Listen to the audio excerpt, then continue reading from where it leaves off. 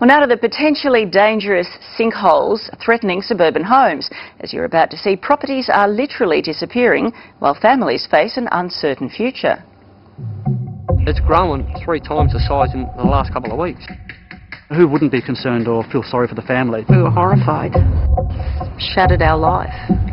It's not the Amazon or the edge of the Grand Canyon, but a suburban front yard, a cavernous pit of filth and germs, bubbling up on hot days, sending foreign objects to the surface, creating a health hazard, a danger to anyone nearby.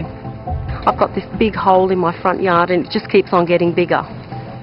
These are the first things that surfaced in the hole when it appeared. This is an old brass bedhead, maybe, light bowl. It's a very old medicine bottle. That's an extremely old one. 6 weeks ago, mother of 4 Mandy got the shock of her life when her front yard collapsed. Now this sizable sinkhole is growing, eating away at the remaining lawn. I've had sleepless nights. It's actually starting to travel towards the road. It's travelling, that's my bedroom over there, just on the corner, and I'm worried that it's going to travel underneath there. The driveway is in danger of collapse, and it's far too dangerous for Mandy's kids to play anywhere near the pit.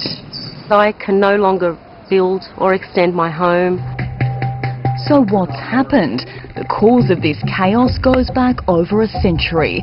This area was mined for basalt. Underground there's a network of shafts, some more than 30 metres deep, a honeycomb of unstable subsiding ground.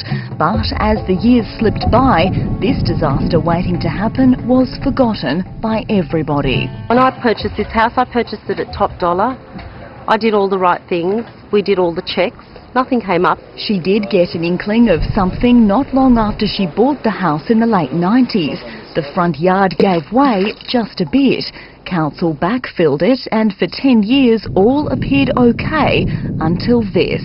Our dream is to own our home and, you know, grow old in it and raise a family in it.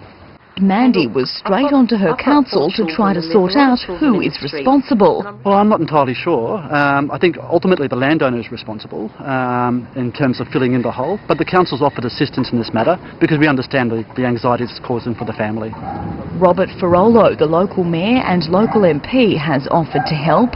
One way or another, the hole has to be filled in. But filling it in is just a stopgap measure. There's no guarantee it won't collapse again. I don't want it backfilled and then have this problem occur in 10 years' time. 10 or 15 years isn't good enough. Mandy's dilemma is not the first for residents in this street.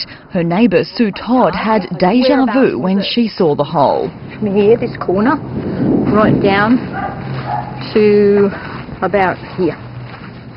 Sue's hole took 32 loads of concrete to fill. What's saying the house isn't going to fall in next thing? That's only about 5 foot from the house.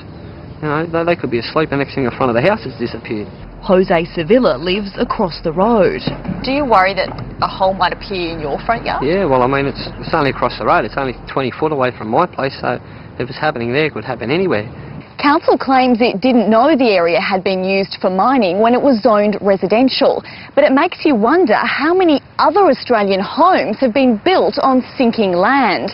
Forgotten history, now a ticking time bomb. I'm stressed out. I am upset. I'm devastated. I feel like I've been lied to and cheated on, and I want it resolved. And Mandy has had a letter from council promising to send an expert to her home on Friday to discuss the best possible way to fill the hole. The New South Wales Minister for Planning and Infrastructure has also been contacted in the hope of finding a permanent solution.